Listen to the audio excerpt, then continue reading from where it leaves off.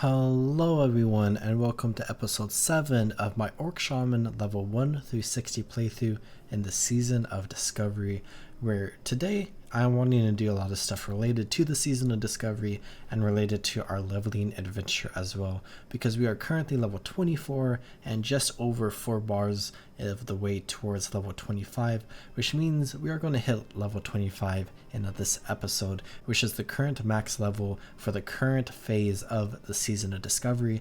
But pretty recently, the second phase for Season of Discovery was announced to be releasing on February 8th, which is pretty close, so we are going to be starting that journey soon with some new PvP events, a new raid, and then we'll be trying to get to level 40, or we will get to level 40, and we'll be exploring the new parts of the world and so on. So I want to take this episode to kind of wrap up a lot of things with phase 1 of the Season of Discovery, which includes getting to max level, and then I want to explore a couple of rune things as well. So I'm currently flying to Ashenvale, where I want to do one special thing where I want to explore one or two cool areas before we start our leveling adventure. So let's go ahead and just fly to Ashtanar, or not Ashtanar, Splinter Tree Post. We cannot fly to Ashtanar, we would be obliterated if we did that. Where we have landed in Splinter Tree Post, where the battle for Ashenvale is currently going on, but I think we are on a dead layer because it's 19 minutes into the battle and none of the bosses are dead, and I don't think anyone's really organizing, but I'm sure other layers have been fine. But I want to go ahead and come off towards the east here, where we came here a little bit earlier in our Let's Play series a couple episodes ago, and we came and talked to a Warsong Outrunner, I believe. But there are two locations over here that we aren't really going to be going to at all in this Let's Play series, or at any other point in our World of Warcraft adventure really, except for like one video we'll maybe have us in here like way down the road, but that's like a lot of big planning that's not really important for anything. So I just want to explore them in this episode. But I am currently doing a very short hardcore Night Elf Druid Let's Play where I only have one life, and in the most recent episode I talked a lot about like the road trees, or I talked a little bit about the road trees, where Fandral Staghelm planted a bunch of road trees around the road, and one of them is located here in Ashenvale, where this is one of the great trees. And I guess we can pop in over here really quickly because we have Forest Song, which is kind of like the highest level alliance outpost in this area, but it's not really anything that we're going to be exploring as a member of the Horde, because there is nothing for us to really do here, because it's just, I think in vanilla it's one alliance NPC, and then with the Burning Crusade expansion this gets overhauled as a bunch of places in the world get overhauled in a way that I really like, and a bunch of NPCs were added here and it became kind of like a bustling like outpost. But we are going to be ignoring that, and we are going to be coming over here where I might meet an untimely demise, because this is one of the great trees, and these great trees are connected to the Emerald Dream, and they are protected by members of the Emerald Dragonflight. And I'm not entirely sure what the lore or story, and I'm dead by the way, is with this location, but this is Bull Shadow, and we can go ahead and get it on our roadmap there, and we can see that we have uncovered it. And I can go ahead and run back to my body, and we can go ahead and resurrect, and I think we got a good enough view of that area. But there are 4 of these trees in Vanilla WoW located in different places around the road. One here in Ashenvale, one in Feralus, one in the Hinterlands, and one in Duskwood. And there are 4 different road bosses that spawn at these different places that basically a group of 40 people can group up and go fight to get kind of like raid level loot basically, but out in the open world, where you can fight other players of the enemy faction in order to fight these road bosses. And then besides these 4, there are 2 other like completely unique road bosses that you can fight in vanilla as well, where we see road bosses play like kind of an important part here and there in World of Warcraft's history, where some expansions have them, some expansions don't have them, but it's just a really cool idea. So getting out of this place alive might be a little tricky, and I might die again as I do so, but that's okay, I'll just run back again. So let's go ahead, wait for them to be kind of far away, and I think, hold on, let's go check over here. Is there an exit out of the top of here? There might actually be. So maybe, just maybe, let's leave this way, and I think we are in the clear where we are now back in Forest Song, and we can go ahead and leave this really cool area behind us. Where the second place that I want to take a look at is the War Song Lumber Camp, where this is a pretty cool location that kind of serves as like the main lumber harvesting location for the Horde here in Kalimdor, where this helped out Orgrimmar a lot and a bunch of the surrounding outposts that the Horde control. And of course, when we were in Ashenvale a couple of episodes ago, I talked a bit about Kargathia Keep right here, which is a pretty cool location named after Kargath Bladefist. I talked about that in the description, not in the video. But we have a bunch of Horde members around here, and this is not really an important location for members of the Horde, where there's not really much going on here that we can really interact with, and this is more of a location that is important for the Alliance, where there are some quests that the Alliance characters can do in this area, basically disrupting the Horde, like logging efforts in this place. And I think it gets expanded on a little bit more with the Burning Crusade, but of course that's the Burning Crusade, and we are playing vanilla this season of Discovery. I would really like a season that kind of brings in some of those like Burning Crusade quests that were introduced way back in that expansion, but maybe we'll see that happen, maybe it won't. But this is just like kind of a cool location, and it adds a lot of like value to the world, I think, because it makes a lot of sense that you would have lumber camps and mines and farms and all that stuff, because you need all those things to fuel like a civilization and to fuel a war effort, and we have that going on here for the Horde.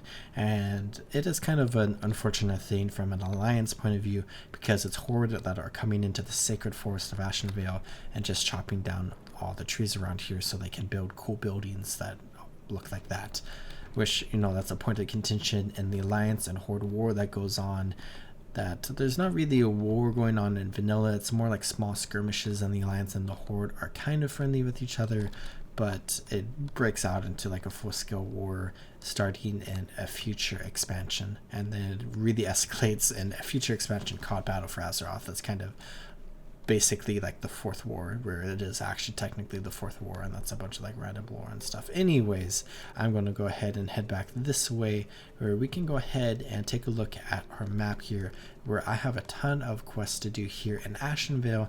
And if you come to the Stone Talon Mountains, I have a couple of quests that I can do at my current level, or really like one, I guess, with the Cycle of Rebirth here. And then if you come to the Southern Barrens here, I have a couple of quests down here that I can do. So I think I'm going to go ahead and get started with doing all those quests, and we can work our way towards level 25. And let's go ahead and talk a little bit about some lore and story that I want to highlight in this episode, where I kind of want to talk a bit about a personal story and its connections to the stories of World of Warcraft, where we have talked a lot about the faction of the Horde and the faction of the Alliance, and kind of how the two factions interact with each other. And I've talked a bit about how the interactions between the two factions changes over the years of World of Warcraft's history, where in vanilla World of Warcraft it's like small skirmishes, and it doesn't break out into like full-on conflict until like partway into the second expansion for World of Warcraft, and then, you know, it goes into full-on conflict for a couple of expansions, and then it dies down a little bit, and then it goes back to like full-on conflict. And now we're in a state of it having died down a little bit in modern day World of Warcraft, of being developed in 2024, and for the most part it kind of seems like that is going to be the current state of things, where the two factions are kind of finally settling in the world together, where they're kind of learning not to basically attack each other, and more to be like allies towards each other, not necessarily like true like good friends, but kind of just like people that coexist in a world together. And I think that's really interesting when we think about the idea of a World of Warcraft, because going all the way back to Warcraft 1, the entire foundation of this universe is built on the idea of orcs and humans, and then other people fighting each other in the world of Azeroth, and with some connections to the world of Draenor. And then it is very, very, very, very, very much expanded upon with other pieces of lore, with like other planets and other forces and new races and stuff over the years, but this entire foundation of Warcraft is like the craft of war, if you will, if you want to say that, where the entire idea is Horde and Alliance, orcs and humans fighting each other.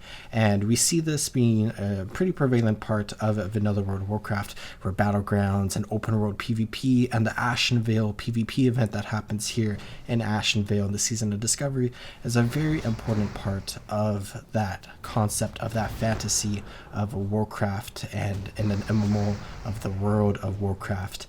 And when we look to modern day WoW, we kind of see that little bit of fantasy going away. But is that necessarily like a bad thing? Because World of Warcraft and like the Warcraft universe is a story that progresses, and people have different opinions about stories, and there are many different writers and lead writers that have worked on the universe of Warcraft over the years. And as stories progress, the story progresses, where things could escalate in one way or the other way depending on how it's written and depending on what people want, where it seems to be kind of like escalating in a way towards like world peace, if you will.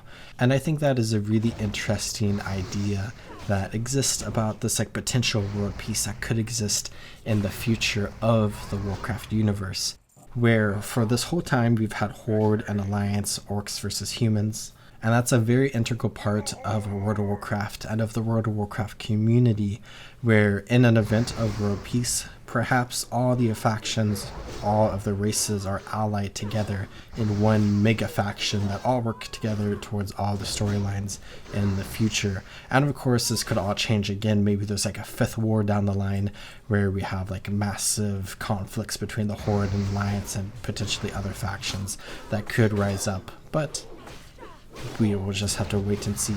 But I think as we come back to vanilla World of Warcraft, from this like stepping foundation with 2004 World of Warcraft and going back even further to the original Warcraft games, people have built an identity with either the Alliance and the Horde, and that could potentially be stripped away if kind of like the Alliance and Horde go away in some capacity.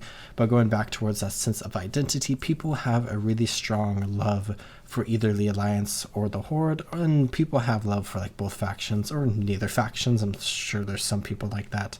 But I am someone who's really thought about this idea of like faction identity for a long time, where am I a member of the Alliance or am I a member of the Horde? And I really always have been someone who's kind of like a member of both factions, because I just really enjoy all of the gameplay, all the stories, all the questing that is available.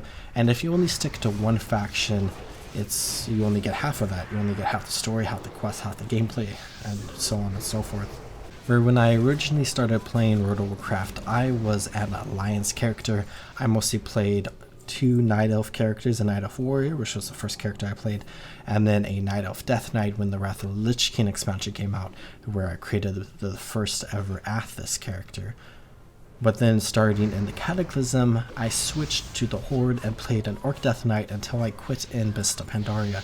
So I kind of had that identity switch from going from the Alliance to the Horde. But of course I played both factions back then. But I always felt like I was an Alliance player, and then I felt like I was a Horde player. And then coming back to Classic WoW, I continued that trend with feeling like a Horde player, where I created like an Undead Warlock, and then I had my Orc Death Knight. But now I feel like I am kind of switching my faction identity over back towards the Alliance, where we are currently playing a Horde character, an Orc character, an Orc Shaman, and I'm really much enjoying this. But when we look at like the grand scheme of how I enjoy approaching World of Warcraft outside of this Let's Play series and outside of this individual character, I really feel like I'm beginning to feel like a primarily Alliance character, where I am always going to be someone who wants to play both Horde and Alliance characters to enjoy like the story and the gameplay and stuff like that. But I feel like I personally just vibe, fit in, and just like enjoy Alliance storylines a lot more than I enjoy Horde storylines, and that could always be something that switches in the future. But for now, I really feel like I am trending towards playing mostly Alliance characters. With that said, on my YouTube channel and in my Let's Play series, I want to explore all the factions, and we are currently exploring an Orc Shaman here in the Season of Discovery, where we are about to hit level 25. where I just wanted to take some time here in Ashenvale to run around and kill some creatures, and there are 2 bears here that I can skin, where I want to fight some beasts so I can get some leather from skinning them, so I can level up my leather working a little bit so we can be ready for the next phase of Season of Discovery, and then I can also gain some experience as we fight these beasts.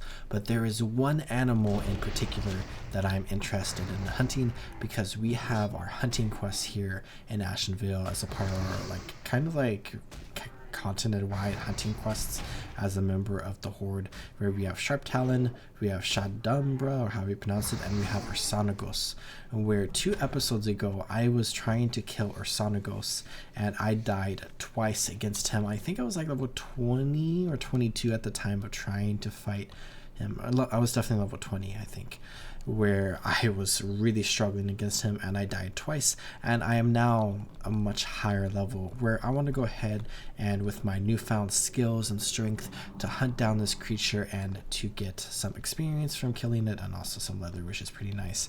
But there is one particular thing that I really want to kind of highlight with this quest, because we are very, very close to reaching level 25, where once we reach level 25, we are no longer able to gain any experience until the next phase of World of Warcraft Season of Discovery releases, where the level cap is raised to level 40. Let's go ahead and eat our winter stay food and drinks here, where until the level cap is raised, we can fight creatures, of course, but we will not be able to get experience from it.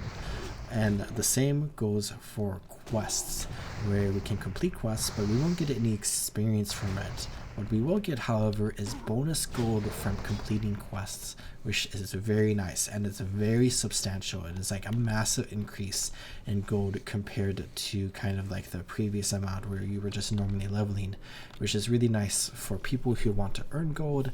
And I'm not really interested in getting a lot of gold, but I kind of just want to showcase completing one quest so we can see how much gold we can get from completing one of those quests. But this does kind of like bring up a very interesting like balancing aspect to the game, where when you're max level at 25 waiting for phase 2 to release, and then the same could be said for like any phase here on out, you could go ahead and go around the world and complete a bunch of quests to get a ton of gold, which will be able to help you out with any number of things that you can use gold for. Or you can save the quests, because if you complete all the quests without gaining any experience from them, you won't have the quests available to complete to gain experience from when the level cap increases, which can make it harder for you to level up to the next max level after the next phase releases. So you have to be really careful, and you have to kind of like decide what your priorities are, and you have to play a little bit smart about how you want to approach this, because you could basically just have to spam dungeons over and over, or just mob grind over and over, or do really high level quests in order to progress the game going forward if you give up all of your earlier quests. But the developers did say that there's going to be a new thing in the next phase that should help people catch up with leveling, which is a really interesting idea and should be something that we could also participate in, and it's something for us to look out for when the next phase drops. But of course we don't really know what that's going to be like until the next phase drops.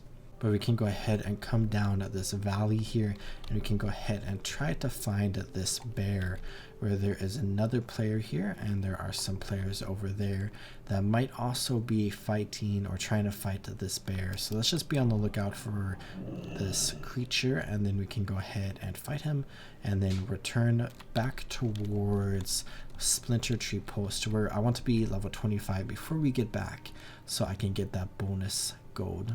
Where there are 2 other players around here that are looking for Ursanagos as well, so we can go ahead and team up and try to find this bear together. Where it seems like the respawn timer for this mob is pretty high, but we do not have a full group. So I died twice fighting this mob when we were here earlier, and I'm pretty sure I could probably defeat him by myself, but we now have 4 allies alongside us, so I guess we just have to stay on the lookout. So it seems like this bear is actually bugged, which is a very unfortunate, so I guess he beats us a second time here, where I think I'm going to go ahead and leave this party, and I'm going to go ahead and run off this way. And as I leave, the bear is probably going to spawn, but I'm going to go ahead and take a quick look for a special mob over here to spawn, which is going to drop a quest for us to pick up to turn into Splinter Tree Post. So our mission to have a quest to turn in at max level might be saved here, or it might not be. So let's go ahead and just roam around here where we can fight some water elementals, and we need to find a special named water elemental called Tidris, where we have now teamed up with another player, and it looks like that player has found Tidris. So I can go ahead and desperately, quickly, as fast as I can, swim over this direction so that we can kill her. And it looks like we are probably going to be close enough if our mage friend here kills her so we can get the quest reward, but hopefully she doesn't die in the process. Where it looks like Tidris is low health, so it looks like we will be able to get this item, which is very nice for us. And Tidris is dead there, and we can go ahead and kill a few more water elementals as well, so we can go ahead and progress our quest. But I'm not sure if I'm super interested in kind of like progressing everything with this quest right now. I might just help out this one mage, and we can go ahead and get a little bit of points towards our quest here. But we can go ahead and pick up this quest, and we can bring it to Splinter Tree Post, which isn't exactly what I was going for, but the other one is bugged. And let's go ahead and just finish helping out this mage here and level up to level 25. We have a befouled water elemental right here that we can fight. Let's go ahead and pop our Bloodlust, or Blood Fury here, not Bloodlust. And let's go ahead and try to keep our dot up on him, and I might go ahead and cast a heal on myself to kind of just pop or top off my health. Let's go ahead, cast some more skills, and as we defeat this water elemental, we should be level 25. Oh, no, we're not level 25. As we defeat this water elemental, we shall be level 25, which means we have now reached the maximum level of the current phase of Season of Discovery. So I'm going to go ahead and say thank you, even though I need to fight 5 more. I think I'm going to return in the future, and I'm going to go ahead and head back towards Splinter Tree Post, where we can go ahead and turn in this quest, where it currently says 33 silver, and I'm not entirely sure if that's accurate or not, but let's go ahead and pull up our talent tree here, where we now have a new line of talents that we can go into. And I'm really interested in this flurry talent, where it increases your attack speed by 10% for your next 3 swings after dealing a critical strike, and I think it'll go up to 25%, it looks like. So whenever we critically strike an enemy, our next 3 attacks are going to be significantly faster, so we're going to be dealing more damage after a critical strike. And one of those attacks could also be a critical strike, so then we would get flurry again, so then we could consistently have like increased attack speed, even though that's kind of unlikely. But as we are wielding 2-handed weapons right now, and eventually we'll wield 2 one-handed weapons, just having this extra attack speed is probably going to be very nice for us, especially right now with our 2-handed weapon that is a little bit slower compared to 2 one-handed weapons. But I think this is good for our talent tree for now. Obviously, we're in the next phase of Season of Discovery. We will be able to reach level 40, which means we can learn Storm Strike, but that is in the next phase, where if you look at our experience bar here, it is now gone because we can no longer gain experience. So I'm going to go ahead and do as I have said. Let's return to Splinter Tree Post. Where as we return to Splinter Tree Post, I noticed that a lot of these quests are showing that we can earn a lot of gold. So a gold 19 silver, gold 34 silver, we have a gold 61 silver. The quest I was looking at doing is a gold 17 silver. Here's a gold 32. We got, 2 gold 19 silver for this level 30 quest, which is very nice. A gold 65. So it looks like the quest that I picked is not going to net us a lot of gold, but compared to what it would have given us, it is definitely quite a bit of gold. Where some of those other quests are like 10, 15, 20 silver. But it is nice that we got this. But we could actually bring this to Janu of the Earthen Ring, and we can go ahead and get one of these rewards and a gold and 32 silver if we wanted.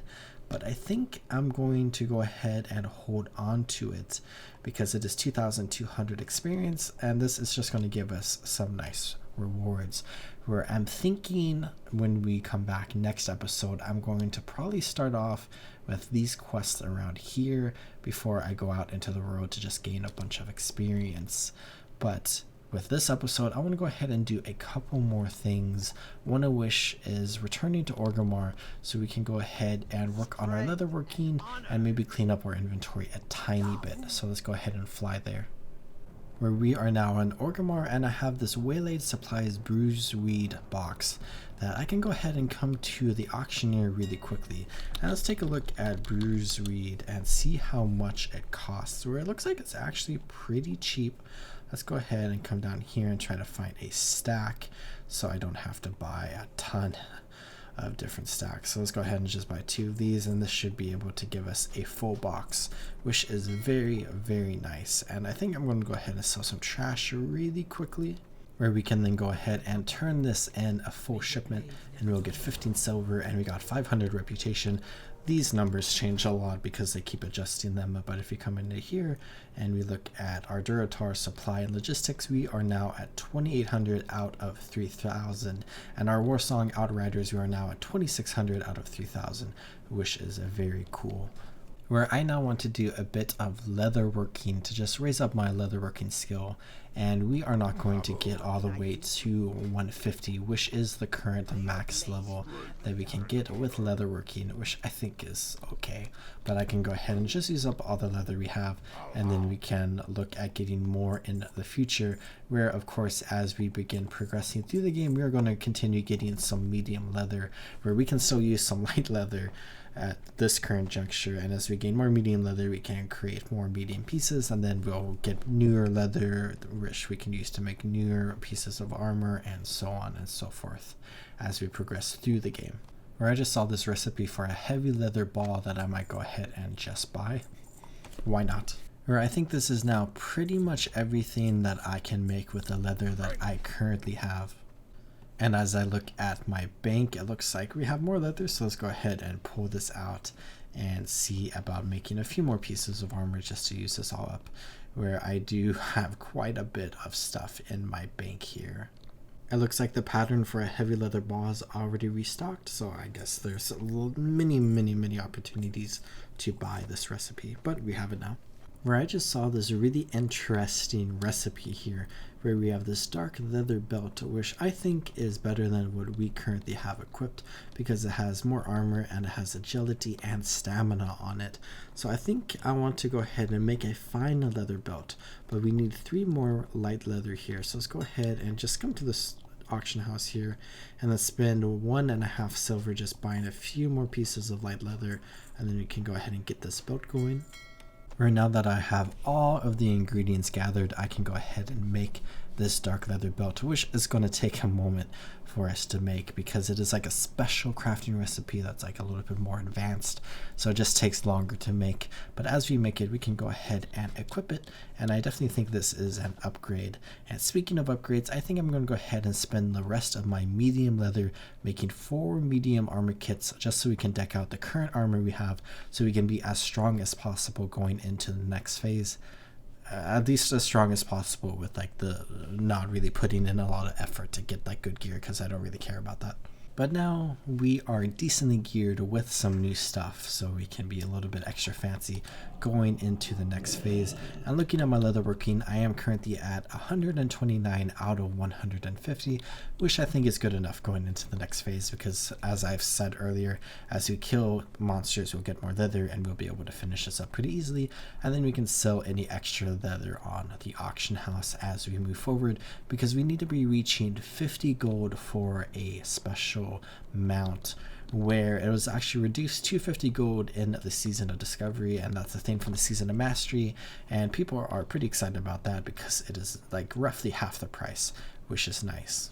But now I want to go ahead and leave Orgrimmar and head back out into Duratar, because we are obviously playing the Season of Discovery, which has runes, and we have collected 5 of the 12 available runes in the game, and I'm not super interested in getting all of them, but I am interested in getting or looking at 2 of the runes that we can get, and then we can look at more of the runes that we could currently get right now as we progress forward in the game, especially the dual wield specialization rune that I am super interested in.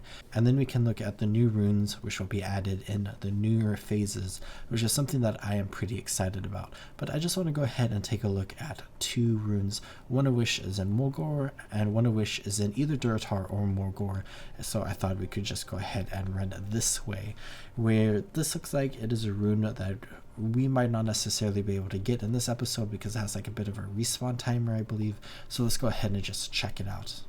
Where this rune is taking us pretty close to where we started this Let's Play series, but we are going to somewhere where we went in episode 2, which is the Kolkar Crag right here, where we fought some of the Kolkar centaurs.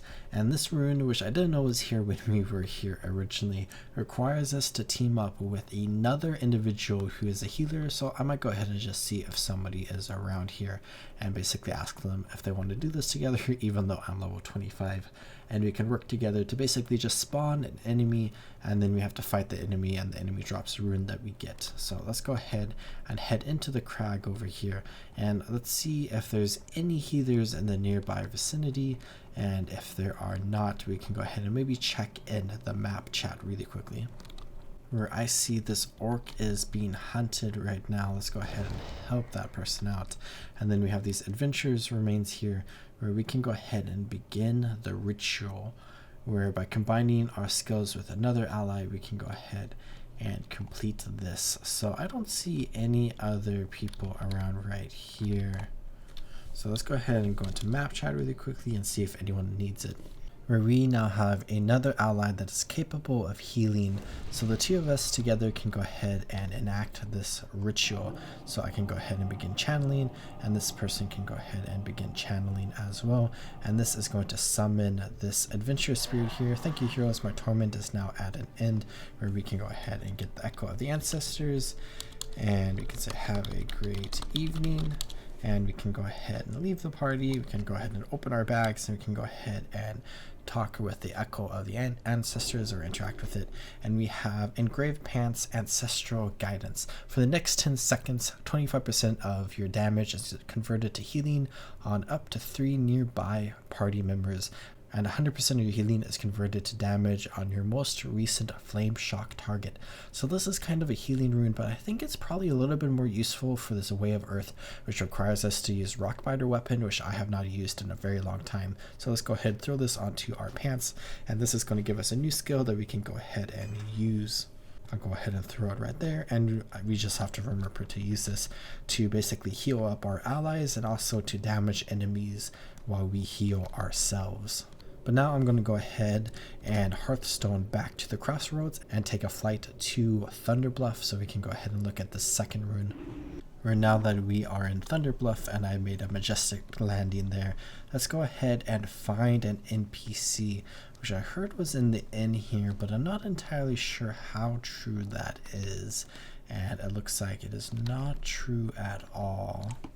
And looking at the internet, it looks like this NPC is actually out here, but we just have to find who it is. Right here, Borton Shade Totem, a rogue trainer, ?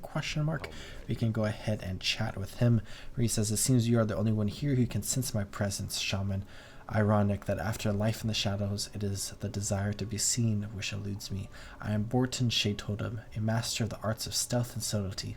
You may find the idea of a torn rogue implausible, even impossible. For many years I took pride that my skills were mine alone, but I have seen my people face unimaginable challenges, and now I feel a duty to share my knowledge with the tribe. Where we can go ahead and get 5 C4ium mining charges from carts of blasting supplies and return here, so we can use this mask to infiltrate the nearby venture company and steal their supplies. So we have this mask here, so let's go ahead and get down towards where we need to go, which I believe is over here where the venture company is in Mogor. So let's go ahead and go down the elevator, and that is a really fun idea there of a Tauren rogue, where of course in vanilla World of Warcraft Tauren can't be rogue, but in a more recent version of retail World of Warcraft, Tauren actually gained the ability to become rogues, which, you know, some people say it doesn't make sense, some people say it does make sense, and I'm kind of on the other side where it does make sense because there are Tauren rogues in the original World of Warcraft. But anyways, it is kind of cool to see that there is like a rogue trainer question mark right there for Taurens that we can go ahead and help out with this quest. So let's go ahead and come over here, where it looks like our disguise doesn't actually really do anything for us. So let's go ahead and actually, since we're at a high level, we can probably try to sneak around a little bit without really pulling any of these venture co-workers. And you just have to come around this area, I believe, and find these different carts for us to get the supplies from. Where I see one right here, blasting supplies. Let's go ahead and grab this. I see a level 25 Orc Warrior in here, which is interesting. But we can go ahead and interact with this, and then we'll get some supplies, and then it looks like it's going to explode, and we do have one supply right there. So let's go ahead and just continue through this area, which I think this area is actually somewhere next to a spot that we could come to do the same exact thing that we just did earlier, where there's an option to do it in Mogor with another healer to get that one rune. But we only need the blasting supplies here, and this is a pretty cool area that I like quite a bit. It's like very cool decorations and stuff. Where I see a battered chest over here, maybe I'll just sneak my way over here really quickly, and we can go ahead and loot this, because I think there might be some of the waylaid supplies in chests, where I think it might be a guaranteed one in each chest, or like a very high chance. We got this worker here that's kind of bothering us, so let's go ahead and open this chest and see if we'll get one of those, which it would be really nice if we did, and we did not, which is unfortunate, but we got some loot from it anyways, where we got the 5 Sephorium mining charges that we need. So let's go ahead and leave this area and head back towards our special rogue trainer, where I think we could actually take a special exit here. So let's go ahead and come up along with this way, and we can go along this ramp here that has some rail tracks on it. And I think we can exit out of a back entrance up here, which is a nice little overlook area in Mogor, where of course we haven't explored much of Mogor yet in my Let's Play series, and we will get to that very soon. But I just want to take a look at this area because I believe this is a spot that we would come to as a shaman, where it exits out to this area right here, where once we get into the open air, we can go ahead and get into our ghost wolf form again. And this is kind of a spot that I haven't really been to before, which is very cool. And we see here there are some adventurers remains, so this is indeed the spot that we come to for that quest. But it looks like there's just some cool different areas around here, and I'm probably just going to go ahead and try to drop down as safely as I can, where there is a journeyman engineering trainer here, which is really cool. That's really interesting. But let's go ahead and just drop down here since we are not an engineer, and let's go ahead and get back to Thunderbluff, where here is not here. Is that right? Oh, right here. Here is our rogue friend that we can go ahead and turn this quest into, and now we can go ahead and find 8 Wind Fury cones around the northern areas of Thunderbluff.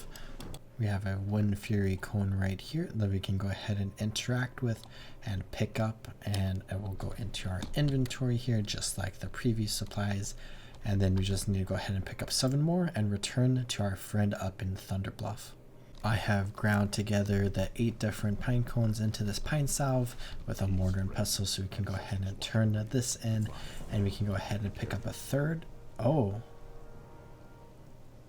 What? We get dual wield from this? I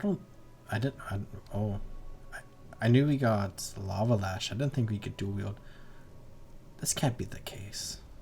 But next we need to get a brilliant sunfish, or whatever it's called, so we can go ahead and learn how to fish.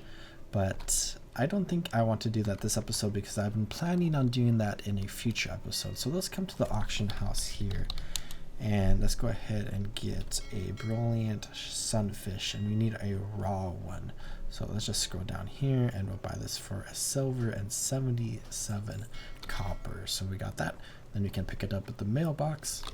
And then we can go ahead to attempt to fillet this, which practice dual wield. That's interesting. So let's go ahead and chat with Borton Shade Totem here, and we can complete this. And we have now learned a dual wield passive. Allows one-hand and offhand weapons to be equipped in the offhand. And then we have learned a Lava Lash, which is a glove or a hands rune. So we currently have Molten Blasts, and you charge your offhand weapon with lava, instantly dealing 150% offhand weapon damage. Damage is increased by 20% if your offhand weapon is enchanted with Flame Tongue. So let's go ahead and come over towards the auction house here, where I'm not sure if this has been changed or if I have been wrong for quite some time now, but let's go ahead and find some not ridiculous costing axes. So we have this one here. Let's go ahead and just buy this, and then let's get one of the boar. Why not? Can come into our mailbox here, and then we can go ahead and equip this. So we equipped that there. I'm gonna save onto that, and then we can equip this here potentially, or can we not? I am so confused. So looking at these axes, they both say main hand, so I wonder if there's some sort of like offhand axe or something that we can go ahead and get. Let's go ahead and scroll around for a moment. I'm not entirely sure what the difference between main hand and one hand weapons like these are. So let's go ahead and buy this and see if this is going to help us out. So we have a main hand one here, and then we have a one hand. So I guess potentially main hands can only go into our main hand, and then one hands can go into either. So where's the thing? One right here, and we can equip this, and we're dual wielding. And if I swap that, okay, so it looks like that is the case. You can have a main hand weapon in the main hand slot, but you can only have a one hand weapon in either slots, I guess. So this is really cool, and I'm not sure why I thought we could only learn how to dual wield with the dual wield rune, and looking at it, it looks like the rune just improves our ability to dual wield. So that is probably going to be something we want to do in the future, just to improve our ability to dual wield. But looking at it, it looks like it is a chest slot, so it would go in place of Shield Mastery, which we don't use at all, so that would be absolutely perfect. But let's go ahead and throw Lava Lash onto our gloves here, which we can go ahead and see there. Costs 5 mana, which is cool. And then let's go ahead and use Flame Tongue weapon, and we can go ahead and use it on both of our weapons here. And then I am just going to go ahead and test this out, and we can take them into full-on combat in the future. So let's come up here and attack an adult Planestrider, where in typical dual wielding fashion you missed a couple times there, but it looks like we have obliterated this Planestrider that is 19 levels lower than us, but still we can now dual wield, which is super cool, and I was not expecting that at all. Let's go ahead, come up to the Flatland Cougar here and do the Lava Lash, which just deals quite a bit of damage to our enemy, which is very cool, but it's not AoE damage like the Lava Blast, if that's what it's called, Molten Blast. So that's whatever, but I'm just very shocked right now that we just unlocked dual wield. I knew we were going to get the Lava Lash. I didn't realize we would get dual wield, the passive trait here. So we now have access to this, which is cool. And for anyone who watched my past videos where I said you had to get the dual wield rune in order to dual wield, that is not the case. My apologies for deceiving you. I myself was deceived. But we now have this, which is going to be really cool going into the next phase of the Season of Discovery, where I think now I'm going to go ahead and clean up my inventory a little bit, where I think I want the 2 Spirit, 2 Strength instead of this. So I might go ahead and just sell that. I know I just spent quite a bit of money on it, and I'm going to go ahead and just clean up on my inventory here a bit, where I have Pine Nut Butter, restores 61 health over 18 seconds, and then we will gain 2 stamina and 2 spirit, which is interesting. And I think I'm going to log in a couple of times before the next phase to just like finish cleaning out my inventory a little bit, stock up on supplies, and hopefully get a rebuff of the Boon of Black Fathom. And really quickly before we end the episode, I want to do something that I did every 20 levels in our mage playthrough, and I want to do at the end of each phase here in my shaman playthrough, where we type /played, where we can see we have played for 1 day, 5 hours, 56 minutes, and 20 seconds, which is basically just like 3-ish minutes shy of 30 hours played total in this Let's Play series. And I hope you have enjoyed those 30 hours, and I hope you have enjoyed this episode of my Orc Shaman Let's Play series, and I hope you all are taking good care of yourselves. Remember, as always, to drink some water, check your posture, and subscribe. And I'll see you next time in the World of Azeroth. Goodbye.